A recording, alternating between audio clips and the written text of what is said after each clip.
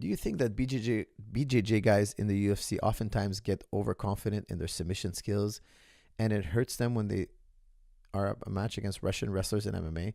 That's from David. No, I don't think so at all. I think the big downfall of jiu-jitsu, the big downfall. Like I tell my students this all the time. You should, if you're in the Tristar Gym, you hear me telling this to my students all the time. Okay, jiu-jitsu is the only martial art that took out physical conditioning.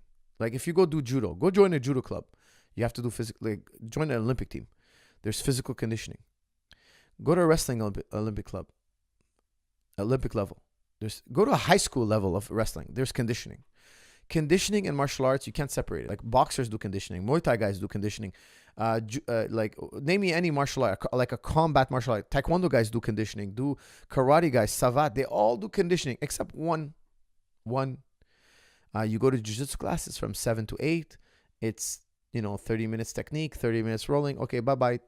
Go home. We'll have another class coming in. Where's the conditioning? Conditioning and combat sports go hand in hand. You cannot have one without the other. It's nonsense. It's pure nonsense. Now, if you don't do your conditioning, in my opinion, you'll do good in practice.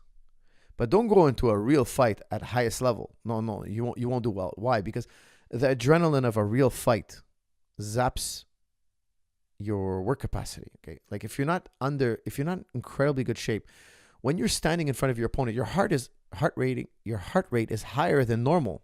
It's not like when you go roll on the mats and you're gonna spar friendly. No, your heart rate is normal. When you're in a real fight, the whole world is watching you. The lights are on, the cameras are rolling, and that guy's trying to kill you. He's not trying to score a point and, have fun. No. This guy's really trying to finish. If you make one mistake, he's jumping on your neck. Like he's going to finish. He's going to squeeze out. He's going to go from 0 to 60. It gives you a whole level of alertness.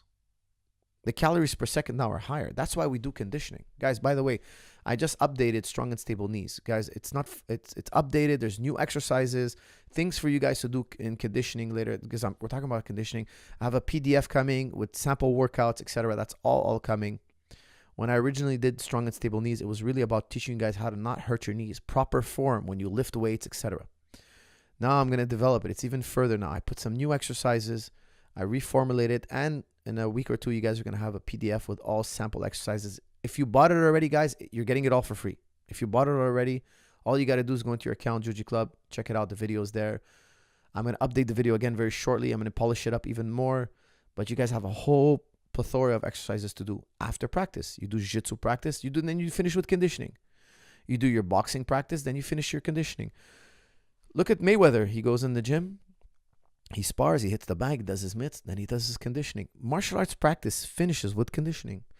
Go to Dan Gable. When Dan Gable was a coach, his guys would do technique, they would wrestle, then conditioning. Class doesn't end with just rolling. That's the major difference in jiu-jitsu culture. It's a cultural thing. It's not a technical thing.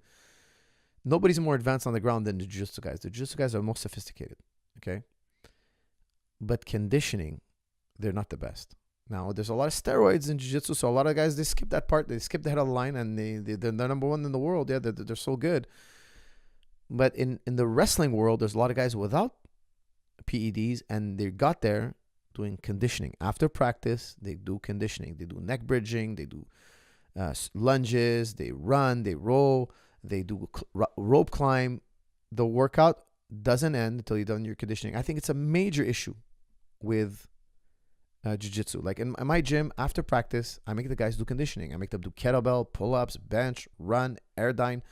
I tell them, guys, don't leave the mat without doing conditioning. You have to do. I do my conditioning just to make sure that, like I'm showing a good example. Also, I really think it's important.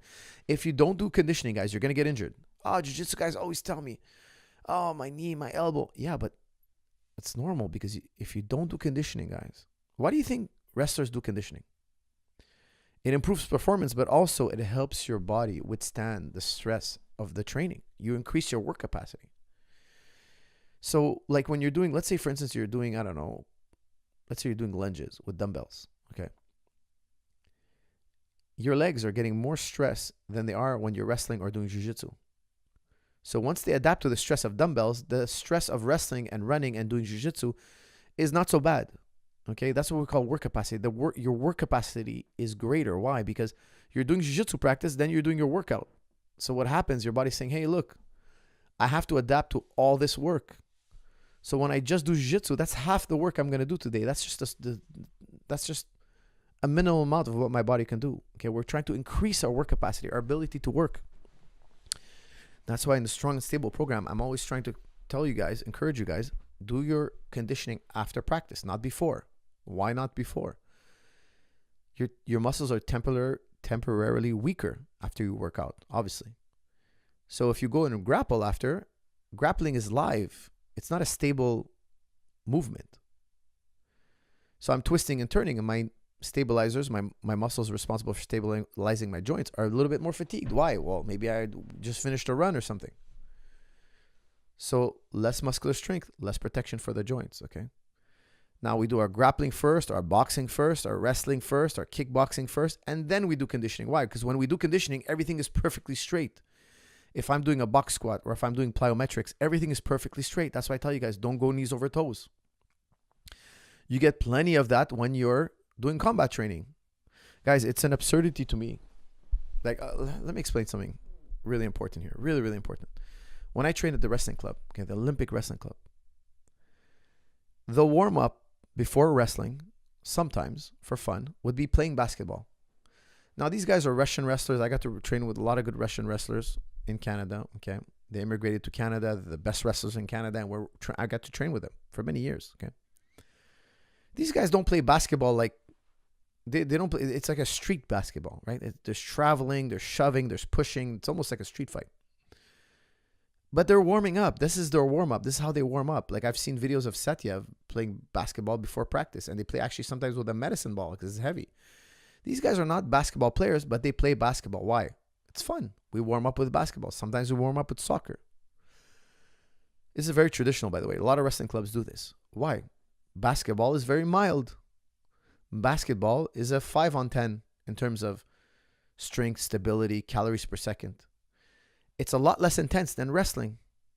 That's why I'm telling you, like, I would never hurt my knee. I could play basketball every day for 8 hours, and I'm not a good basketball player, but I will never hurt my knee playing basketball. Why?